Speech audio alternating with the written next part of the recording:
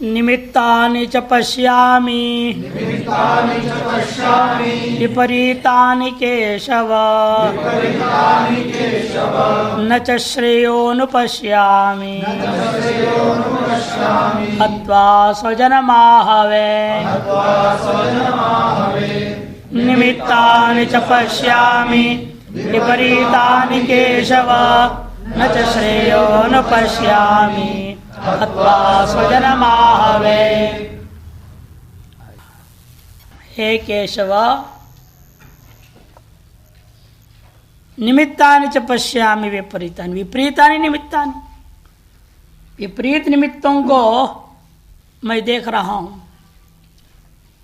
कोई भी कार्य आदमी करने लगता है तो चारों तरफ ध्यान रखता है आदमी, क्या हो रहा है क्या नहीं हो रहा है। अब यदि आप मान लो अपने गृह प्रवेश कर रहे हैं या नई स्कूटी खरीद के लाए हैं, उसको पूजा करा रहे हैं, यदि उल्लू आके बैठ जाए उचित समझेंगे? कौवा के बीट मार दिया तो अच्छा नहीं मानेंगे आप। इसलिए कहते हैं सब विपरीत निमित्त होते हैं, अशुभ सूचक होते हैं। या कुछ भी ऐसे शुभ सूचना है, दिख ही नहीं रहा है कोई बात। शुभ सूचना क्या होता है? जैसे उपनिषद में आया, स्वलंकृत स्त्री का दर्शन हो जाए,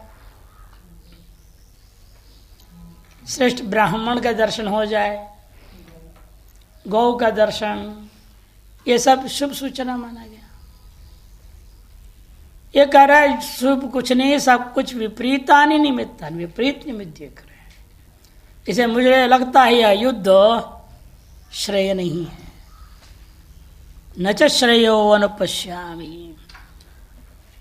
और मान लो कुछ समय आगे पर बाद में थोड़े बार देर बाद अच्छे भी सूचना आ जाए, चलो कोई विघ्नता हट गया मान लेते हैं। अनु मन पश्चादपि श्रेयो न पश्यामि। इसके बावजूद यदि तो लड़ भी लूं युद्ध के बाद तो मुझे नहीं लगता कुछ श्रेय हो सकता है। क्यों? स्वजनम हत्वा आहवे। अपने लोगों को युद्ध में हत्या करके तत्पश्चात भी श्रेय हमें नहीं दिखाई दे रहा है। श्रुति स्मृतियां इन सब के लिए निषेध कर रहे हैं, हमें नहीं करना चाहिए ऐसी स्थिति में युद्ध। इस प्रकार से वह बाह्य निमित्तों के बहाने युद्ध न लड़ने के लिए अपनी वकालत कर रहा है। केशव संबोधन भी इसलिए कर रहा है केशव। केशव में क्या है? दो देवताएं, कश्च ईशश्च इति केश, केशव, तौ वाति इति केशव। टिप्पणी में देखिए, केशव कश्च ईशश्च इति केशव।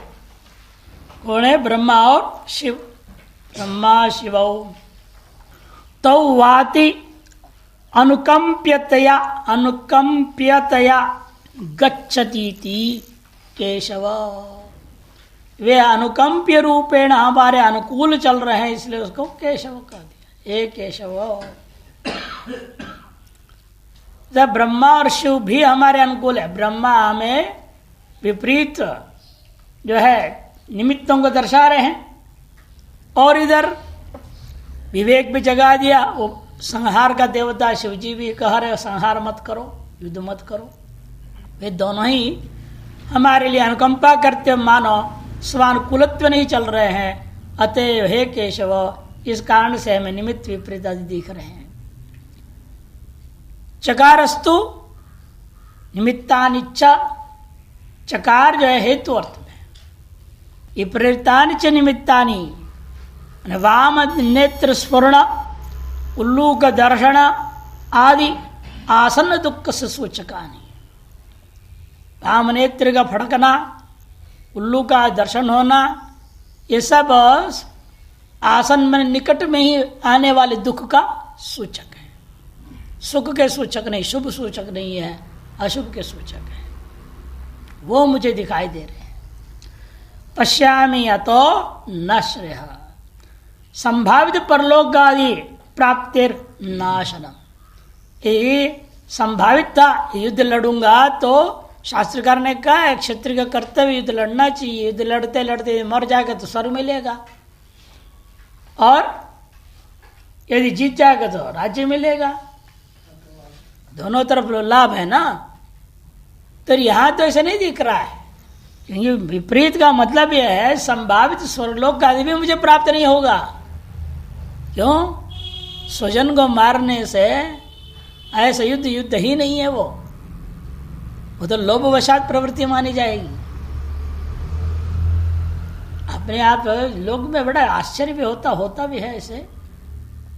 एक बार एक भाई ने अपने छोटे भाई को मार डाला संपत्ति के चक्कर में। फिर पता नहीं क्या हो, उसको बारंबार भाई दिखने लगा, स्वप्न में परेशान हो गया। तो फिर आश्रम में आया वो, कैलाश आश्रम में। मल्लेश्वर से कहा महाराज हम जो है 15-20 लाख रुपए देना चाहते हैं। मैं कहा अच्छा, 1985 की बात बता रहा हूँ, आज ये 2 करोड़ के हिसाब समझो। महाराज ने क्यों कर रखा है? बस ऐसे बताया नहीं, सच उसने। महाराज ने कहा ठीक है फिर कोई बात नहीं, देखो अपने कुंभ मेला आ रहा है दशराम संन्यास आश्रम में, वहाँ अलग से कोई बड़ा रसोई घर हमारा नहीं है और भोजन का भोजनालय नहीं है, इसलिए तुम्हारे पैसा वहाँ लगा देते हैं। उचित भी है, क्योंकि जब कमरा बनाओगे कुछ भगत हमारे रुकेंगे, मंदिर बनाओ में लगाओगे आस्तिक आएंगे, और भोजनालय में आस्तिक नास्तिक सब आते हैं ना, इसलिए तुम्हारा पुण्य बढ़ेगा, वो अच्छा रहेगा। बनवा दिए, शिलान्यास हो गया, बन गया। नाम भी उसके पुत्र उसने कहा कि कुमार भोजनालय नाम रख दो। भाई का नाम कुमार था, किसको क्या मालूम, बाद में से पोल पट्टी खुली कुमार भोजनालय। उद्घाटन का दिन ही लड़ाई हो गई, मारा पीटी हुई यहाँ तक। उद्घाटन के हिसाब से बड़ा भंडार बनाना चाहा, उसने पैसा दे ही रहा था। अखाड़े वालों को बुला लिया, अखाड़े वाले पता नहीं किस बात पे आपस भिड़ गए, बड़ा मुश्किल से छोड़ के भगाया। उस दिन हो गया, 1-2 दिन ठीक ठाक चला, तीसरे दिन तो चल गया। आज जो 2 दिन भोजन खाया ब्रह्मचारी, और भी ब्रह्मचारी लोग महात्मा लोग, क्या उनके दिमाग घूम गया। 3 दिनों ने जो है पर ही आचार्य पे गोली चला दिया। बच गए आचार्य बाल लेकिन चला तो दिया। तो महाराज जी ने कहा ये मामला क्या है? हम तो थे, तो मैंने कहा महाराज जी ये कुछ नहीं, ये पैसा ठीक नहीं है। यहाँ भोजन खाएगा जो वो मारकट करेगा जरूर। अब पता लगाओ सच क्या है इसके मामला, कहाँ से उसके पैसे, कहाँ से उसने कमाया था, क्या था। ये उसको बुलाया दिल्ली से, तो क्या करे, देखो तीसरे दिन घटना हो गई यहाँ, आगे पता नहीं क्या क्या होगा यहाँ पे। तब उसने सच बताया कि सर मेरे भाई को मार डाला, मुझे उसमें जो 90 लाख रुपए मिली थी, हमने सोचा 15-20 दे दूं, शुद्धिकरण हो जाए पैसे का। तेरी शुद्धिकरण यहाँ तो अशुद्धिकरण हो गया। उस दिन ही ताला लगा दिया हमारा। जब कभी वो विशेष कार्यक्रम होगा तो खोलेंगे, नहीं तो यहाँ पहले जैसे वरांडे में अभी भी खा रहे हैं, वरांडे में अभी पंगत लगता है। इसलिए धन का स्रोत भी देखना चाहिए। तो स्वजन को मारने से वो धन न खुद को सुख दे सकता है न किसी को सुख दे सकता है, श्रेय तो हो ही नहीं सकता। इसलिए कहते स्वजनम आहवे। और इतना ही नहीं, पश्या में तो न श्रेय की संभावित परलोक की प्राप्ति तो होगी ही नहीं, परलोक आदि प्राप्ति नाशनम। क्यों? आहवे युद्धे स्वजन स्वबांधवान न शत्रुजनम। शत्रु को मार के जीतेगा तो राज्य मिलना वो सुख प्रदायक है, और मर जाना स्वर्ग मिलेगा। शत्रु से लड़ते हुए स्वजन से लड़ते हुए के लिए नहीं शास्त्र कह रहा है। अथवा श्रेय शब्देना मोक्षाख्य लक्ष्य से मूल साधन विवेकम लक्ष्यते, किंतु तदप्यत्र विवेकाभास एवं, मोक्षाख्य जो लक्ष्य उसका मूल साधन है विवेक, विवेक को लक्षित करता है, लेकिन यहां पर वास्तव विवेक नहीं, विवेकाभास है। जैसे पूर्व में वैराग्याभास, ये विवेकाभास है। आगे में भी जो भी कहेगा साधन वो भी सब आभास मात्र ही है, इसलिए अग्रे भी वैराग्यादिकम आभास एवं। जैसे अगले श्लोक में कहेगा न कांक्षे विजयम कृष्ण, वैराग्य की बात कहेगा, लेकिन वह भी वैराग्य नहीं, वैराग्याभास ही है।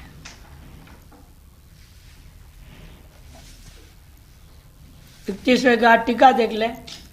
युद्ध प्रवृत्तेर अनर्थत्व सूचकानि विपरीतानि एवं निमित्तानि च पश्यामि न तो अनुकूलानि। युद्ध के प्रवृत्ति में अनर्थत्व के सूचक जब विपरीत निमित्त वही देख रहा हूं, अनुकूल कोई निमित्त नहीं देख रहा हूं। ये केशव इदानीम एवं मस्त, पहले वर्तमान में इतना है ऐसा ही नहीं, बल्कि तथापि पश्चात तो श्रेय भविष्यति, जो वर्तमान में भले खराब स्थिति दिख रही है, इन भविष्य में तो लाभ ही लाभ हो, अच्छा होगा, कहते वो भी नहीं है। इत्यतः न च श्रेयो न पश्यामि इमं पितृपितामहादिगम स्वजनम आहवे युद्धे हत्वा। पितृपितामहादि स्वजनों को मार करके उस युद्ध में अनु मैंने पश्चात युद्ध अनंतरम अपि, युद्ध के अनंतर में भी न किमपि श्रेष्ठ पश्यामि, कुछ भी श्रेय मुझे नहीं दिखाई देता है। ए देशाम वदेना न कमे पुरुषार्थम शंतम विजाने इत्यर्थः। अर्थात इस प्रकार के वध के द्वारा इन लोगों के किसी भी प्रकार का कोई पुरुषार्थ की सिद्धि होता हुआ मुझे नहीं दिखाई देता है, न समझ में आती है। अस्त्यवे तेषाम वदेना जय लक्षण श्रेय। यदि कोई कहे भाई लेकिन विजय तो तुम्हारा पक्का है ना, जो कृष्ण तेरे पक्ष में है, तो विजयादि लक्षण रूपा श्रेय, भले परम श्रेय नहीं है, श्रेय तो मिलेगा। परम श्रेय क्या मोक्ष आदि वो नहीं मिलेगा, कोई बात नहीं, श्रेय तो मिल रहा है। श्रेय मिल जाए, उस श्रेय का से प्राप्त धन संपत्ति साधनों का इस्तेमाल करो, आगे परम श्रेय के लिए लाभ उठा लो। तब ऐसा यदि कहें कहते नहीं नहीं, न कांक्षे विजयं कृष्ण न च राज्यं सुखानि च किन्नो राज्येन गोविन्द किं भोगैर्जीवितेन वा। न कांक्षे विजयं कृष्ण न च राज्यं सुखानि च किन्नो राज्येन गोविन्द किं भोगैर्जीवितेन वा। न कांक्षे विजय कृष्ण, ये तर्श विजय की मुझे इच्छा ही नहीं है। एक ऐसा विजय है अपने को मार कर जीत रहा, ये कोई विजय हुआ? न च राज्यम, तार्श विजय से प्राप्त राज्य अर्थात उसमें विद्यमान सकल भोग, इनको भी मेरी इच्छा नहीं है। किन्नो राज्य न गोविंद किम भोग जीवित न वा। और इस राज्य और भोगों के प्राप्त करके जीवित से क्या लाभ है, जिसमें क्योंकि जिनके लिए किया जाता है वे सब भी हम मरने को पकड़े हुए हैं। आदमी क्या क्यों करता है, सोचता है, बोलते भी आदमी से पूछो आप क्यों इतना सब करते हो, क्या करे, पत्नी बच्चों के लिए करना पड़ता है। अब सब वहीं आगे मरने को तैयार है तो क्या करना उसको, फिर कमाएगा क्या, कुछ नहीं करेगा। जिनके लिए मेरे को प्राप्त करना है सारी चीजें, सब के सब यहां पर है। और अर्जुन को मालूम है कि भाई सबको निपटाए बिना कृष्ण चुप बैठेगा भी नहीं, भूभार को उतार नहीं आए ना, ये सब भूभार या इकट्ठे हुए हैं। अब एक भी बचेगा नहीं, हम 5 6 10 20 भी बच जाए, उनके लिए क्या राज्य प्राप्त करना है। यद्यपि वहां पर कितने क्षुद्र बुद्धि से देख रहे से मालूम हो रहा है, उस समय मोहवशात आदमी कितने क्षुद्र बुद्धि से देखता है। यह तो है नहीं सारी स्त्रियां हैं वहां पर, है स्त्रियां तो आई नहीं कोई, ब्राह्मण सब आगे क्या, वैश्य सब आगे हैं क्या, वो तो सब राज्य में है ना, उन लोगों के लिए जीतो। क्षत्रिय भी अभी जो 18 से उम्र से कम वाले हैं वो भी नहीं आए हैं, बुजुर्ग भी सबके सब नहीं आए हैं। बहुत ज्यादा ही नजदीक थे दुर्योधन के, वे दिख रहे हैं वहां पर भीष्म पितामह, नहीं तो बाकी बुजुर्ग कहाँ है बुढ़े। विदुर नहीं लड़ूंगा बोला, बलराम नहीं लड़ूंगा बोले, वो तो आए ही नहीं। उन लोगों के लिए सही जीत के रखो माल। इस तरह से तो बहुत सारे शूद्र भी ने जो युद्ध में सहयोग देने के लिए कांट छांट उनको उठा के ले जाना, अस्त्र शस्त्र लाना, इसके लिए आवश्यक थोड़ा बहुत शूद्र वहां पर, बाकी शूद्र भी तो नहीं है सबके सब। सबके सबके राज्य इकट्ठे थोड़ी वहां पर आए हुए, केवल योत्सु का आमान शुरू में बोल रहे हो, युत्सव ऐसे शब्द प्रयोग हुआ है, वही लोग हैं, बाकी तो भी बहुत हैं। इसलिए इसको वैराग्याभास कहा जाता है।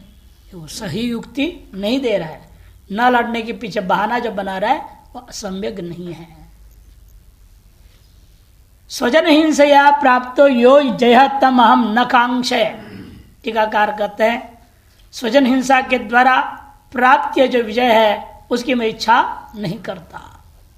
तेन प्राप्तम राज्यंच तन्मूलकानि विषय सुखान्यपि न हम कांक्षे इत्यर्थ।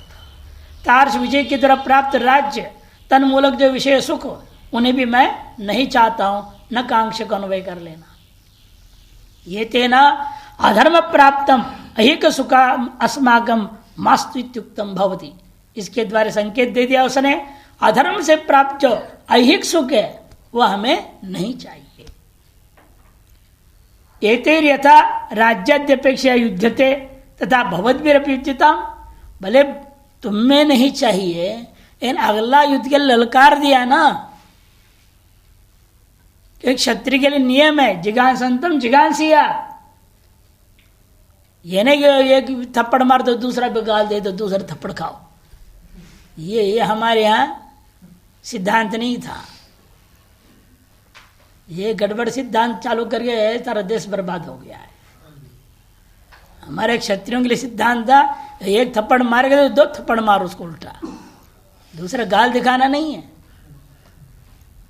एक गांधी बाबा ने गड़बड़ कर दिया, वो एक मारे दूसरा गाल दिखा दो, दूसरे पे थप्पड़, कोई बात नहीं, ऐसा नहीं है।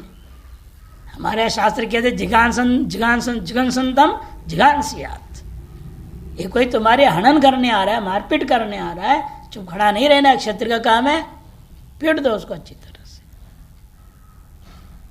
परास्त करनी चाहिए क्षत्रिय के लिए, ब्राह्मण वैश्य शूद्र के लिए नहीं।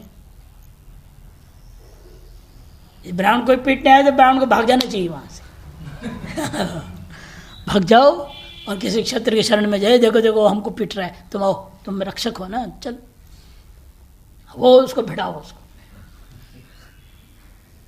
वैश्य भी यही करेगा, वैश्य भी भाग जाएगा, कहेगा राजा बच्चा हम इतने टैक्स क्यों दे रहे हैं आपको, चलिए लड़िए मेरे लिए, अभी बचाइए हमको। शूद्र भी मार सकता है, क्षत्रिय और शूद्र दो ही को अधिकार है मारने वालों को मारो करके, ब्राह्मण वैश्य को नहीं है। इसलिए तुम क्षत्रिय हो, तुम्हारा कर्तव्य आप मारने आए हुए हैं, तुम बहाना मत बनाओ। अभी स्मृति कहती है, श्रुति भी कह रही है मारने वालों को मारो, इसे मारना चाहिए। भविद्भिरपि युध्यताम, वो युद्ध करने आए हैं राज्य की अपेक्षा रखते हुए, तुम्हें भले राज्य की अपेक्षा नहीं है, इन वे लोग राज्य की अपेक्षा लेकर के तुम्हारे राज्य को छीनने की अपेक्षा से आए हुए हैं लड़ने को, तुम लड़ो। यदि ऐसा कहें उसके भी जवाब उत्तरार्ध में किन्नो राज्य न गोविंद किम भोग इत्यादि। धर्माधर्म विवेकवताम नो अस्माकं सृजन हिंसा प्राप्त राज्य न किम फलम। धर्म अधर्म विवेक वाले जो हम हैं, हमारे जैसों के लिए स्वजन हिंसा के द्वारा न का अर्थ अस्माकम, नो मैंने निषेध अर्थ में नहीं, इसे न का अर्थ कर दिए अस्माकम, हम कैसे हैं, हाँ धर्माधर्म विवेक वाले हैं। से हमारा कर्तव्य सोच समझ के विचार कर कदम उठाना चाहिए। हड़बड़ में तो आ गए कोई बात नहीं भाई, हड़बड़ में आने से गड़बड़ तो जरूर होता है, इतने यदि विवेक जग जाए तो रुक जाना चाहिए ना।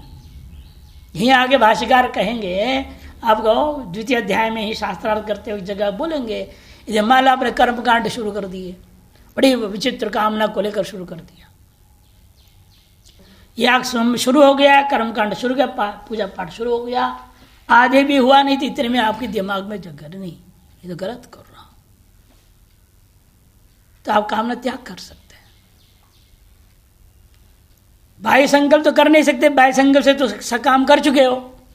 अब मान संकल्प करो, हे भगवान हड़बड़ में मैंने गड़बड़ किया, अब ये मेरी संकल्प में वापस लेता हूं। जैसे आजकल के नेताओं का अभ्यास हो गया है, हड़बड़ बोल देते हैं, फिर अपने वचन वापस लेते हैं।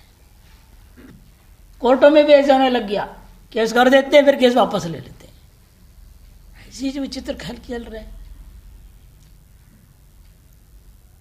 आप। लेकिन कर्मकांड में हमारे शास्त्र ने व्यवस्था दिया है, यदि वैराग्य हो जाए, वास्तविक वैराग्याभास नहीं, विवेक पूर्वक वैराग्य यदि होता है, आप उस कर्म की कामना को त्याग करके कर्म को पूजा करेंगे, वह अंतःकरण शुद्धि में उपयोगी हो जाएगा। ये सिद्धांत आगे देंगे। इसलिए इनके, लेकिन उसके न जानते हुए कह रहा है बात, इसलिए तदर्थ के न जीवित न वाक्यम तारस राज्य अतन्मूलक भोग इत्यादि में क्या करूंगा, जो कि अधर्म के द्वारा प्राप्त है, स्वजन हिंसा के द्वारा प्राप्त है। तदर्थ के न जीवित न भाग्यम, तारस राज्य और भोग के लिए जीवित रह करके भी क्या लाभ है, क्योंकि अधर्म मूलकम दोषावम एतत् सर्वम सताम नाशाय न आशास्याम इत्यर्थ।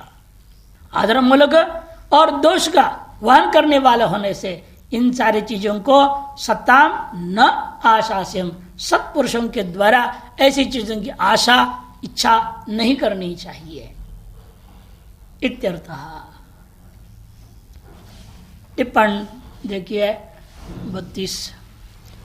परलोक प्राप्ति भावे पे ऐहिक सुखाद्यर्थम युद्धम कुरु इति चेत आह।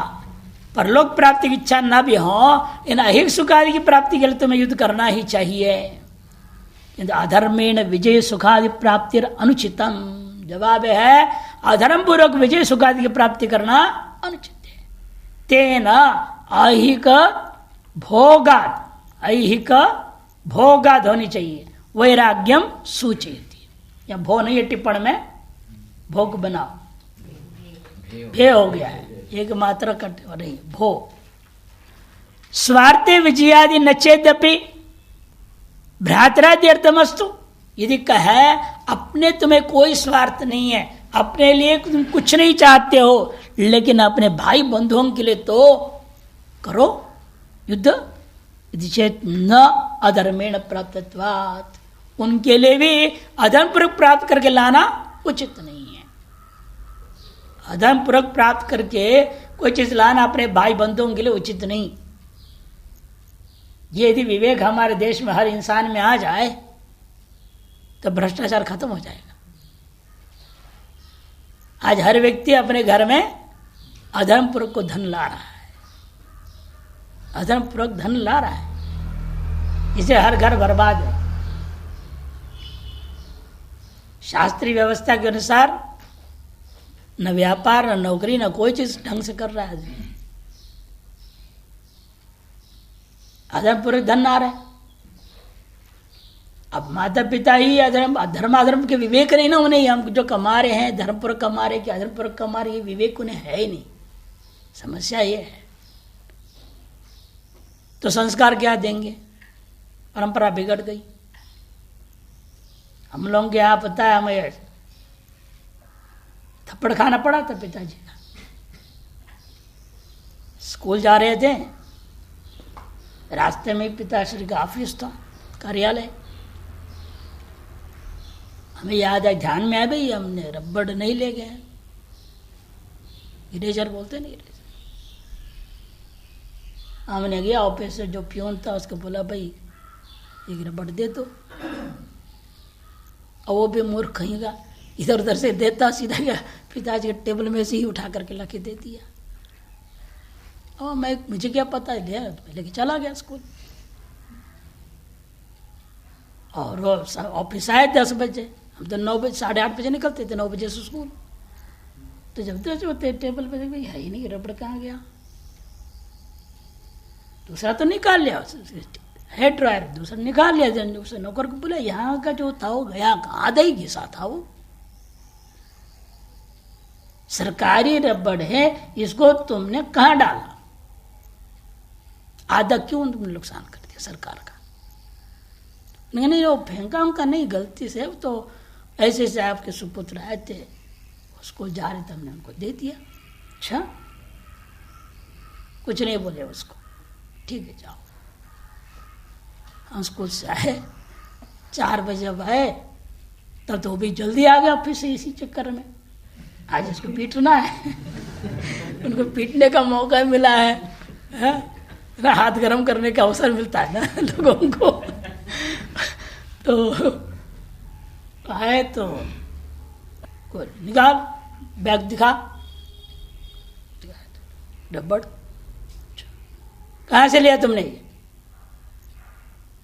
मैंने बोल दिया सच, मैंने ऐसे से, तो थप्पड़ लगी। तो वापस घर आता, भले बात 2 मिनट लेट पहुंचता स्कूल और बाहर खड़े होकर दंड पा लेता, लेकिन वहां से तुमने लिया कैसे? ये मेरे है क्या? मेरे तनख्वाह खरीदा हुआ क्या? ये सरकारी चीज है। लिया, वैसे जेब में डाल लिया उन्होंने। हमको शिक्षा मिली कि जिंदगी में कभी किसी भी सरकारी चीज को अपने लिए इस्तेमाल बिना अधिकार का नहीं करना चाहिए। अब वो देख करके सभी भाइयों को समझ में आ गया, हम भी गड़बड़ करें तो हमें पिटाई होगी। तो वो संस्कार आजकल कहाँ है? बल्कि उल्टा हम देख रहे भक्तों के आप आते थे जाते, कई जगह सरकारी कर्मचारी वगैरह यहाँ पे रुके, हम देखते थे इतना मोटा सब रिम का रिम बोलते हैं ना, पूरा सफेद खाक कोरा पन्ने का उठा, ऑफिस उठा कर ला रहे। मैं सोचता तो बच्चा इसे लिखेगा पढ़ेगा तो क्या होगा बच्चे का? अनधिकृत चेष्टा हो रही है। सरकारी चीजें फ्री तुम ला रहे हो, ये गलत है। हम लोग के संस्कार थी ये, जो हमने टोका भी उन लोगों को, भक्त भाई गलत आप कर रहे हैं, ऐसे नहीं लाना चाहिए। आपको तनख्वाह दिया जा रहा है, उसमें से खरीद के दो बच्चों। कौन मानता है? इसे अधर्म के द्वारा प्राप्त से अपने भाई बंधु बच्चे किसी के लिए भी हो, वो सुखदायक नहीं हो सकता, फलदायक नहीं हो सकता। इसे अर्जुन का कहना है, ये तो अधर्मपूर्वक मैं पाऊंगा, यदि भाइयों को मार के पाऊंगा, वह किसी के भी हित में नहीं है। इसे अधर्मेण प्राप्तत्व भ्रातरादि के लिए भी उचित नहीं है। और कृष्ण पदे ने च भक्त दुख कर्षित्व दर्शेती, कृष्ण है, कृष्ण संबोधन के द्वारा यहाँ जो है 2 संबोधन दिया है, हे कृष्ण हे गोविंद। आप तो भक्तजन के दुख के कर्षक हो, आज मैं भी आपका मित्र हूं, प्रेमी हूं, भक्त भी हूं एक तरह से, मेरे भी दुख का कर्षण करो, इस समस्या से मुझे बाहर निकालो। किन्नो राज्य न, इसके द्वारा यहाँ षट संपत्ति में से सम का द्योतन किया गया है। किम भोगैरित्यनेन बाहिंद्रियों के दमन का वर्णन किया, जीवित वाइत्यनेन उपरतिम सूचय। गोविंद संबोधन का तात्पर्य, गाहमन इंद्रियाणि तेषाम अधिष्ठान रूपम नित्यम विंधमन प्राप्त विदल लाभ है लब्धोसी। इंद्रियों का अधिष्ठान रूपेण आप मुझे प्राप्त है। चैतन्य है, इंद्रियों का अधिष्ठान सर्वाधिष्ठान कौन होता है? चैतन्य आत्मा ही है, वह आप मुझे प्राप्त है। इसलिए जब आप प्राप्त हैं, यतस तम सर्वम मद विवेक वैराग्यादिकम जानासि तस्मान न योत्स्य यदि वैराग्याभासे व। लेकिन जिसलिए आप सर्वाधिष्ठान है, इसलिए आप मेरे हृदय में वास्तविक जो विवेक है, वैराग्य, वो सब समझ रहे हैं। इसलिए मुझे जबरदस्ती युद्ध करने के लिए मत कहो, तो मेरा वही उचित है, युद्ध न लड़ना ही उचित है, न योत्स्येति। लेकिन यह भी वैराग्याभासी है। क्यों? आगे देखिए, अप्यकार्य शतं कृत्वा भर्तव्या मनुरब्रवीत इति वचनात्। अपि अकार्य शतं कृत्वा,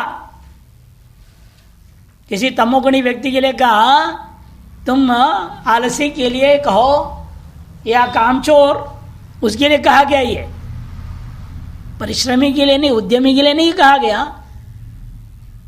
ये कहा गया चाहे तुम्हें अकार्य जो करने योग्य नहीं ऐसे 100 काम करके भी, लूटपाट करके भी लाना पड़े, अपने बंधु बांधव बच्चे को पालने के लिए तुमको करना चाहिए।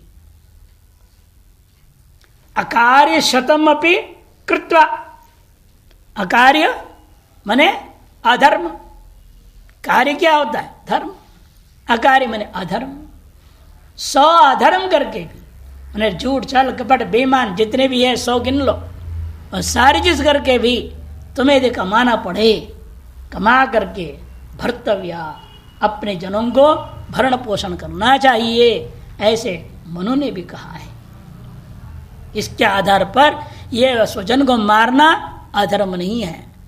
अधर्म में मान ले तो कोई आपत्ति नहीं, मार कर भी तुम्हें अपने स्वजनों को अवश्य पालन पोषण करना चाहिए। इति वचनात् पित्रादि भरणार्थम कृतोपि अधर्मो न दोषाय।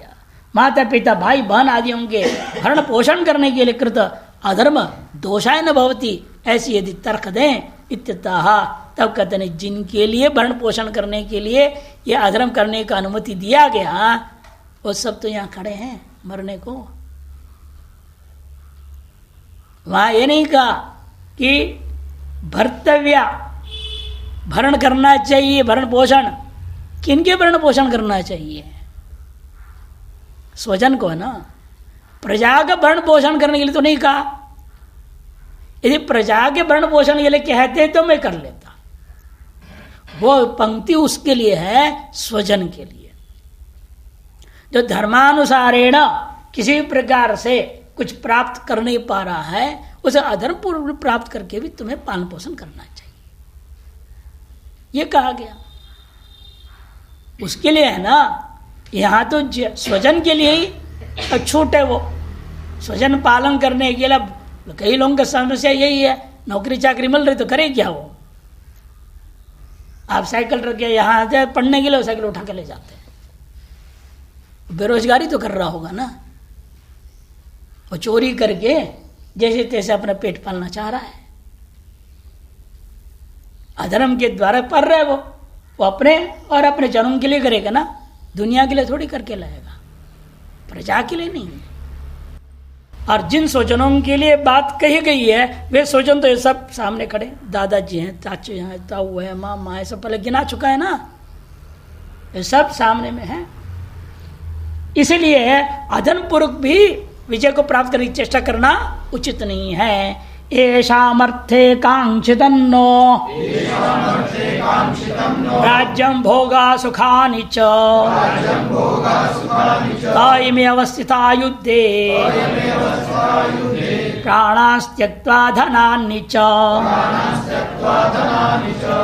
एषामर्थे कांक्षितन्नो राज्यं भोगा सुखानि च तायिमे अवस्थिता प्राणास्त्यक्त्वा धनानि च।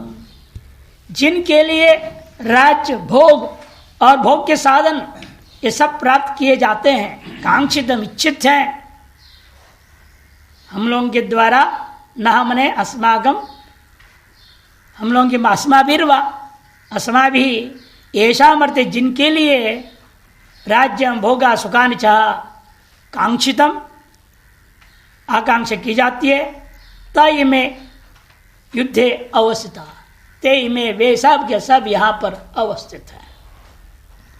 कैसे अवस्थित है वो भी? प्राणांस त्यक्त्वा धनानि च, प्राणों को और धनों को भी त्याग करके, तो गड़बड़ शब्द प्रयोग कर दिया, त्याग करके कैसे कोई खड़ा हो? प्राण त्याग करके खड़ा हो सकता है युद्ध में? ये प्राण त्याग होगा तो मर गया वो, तो युद्ध में कैसे खड़ा हो जाएगा? से त्यक्त्वा का अर्थ यथाश्रुतार्थ लेना संभव नहीं है, या तो अध्याय करना पड़ेगा कुछ अनुसार में।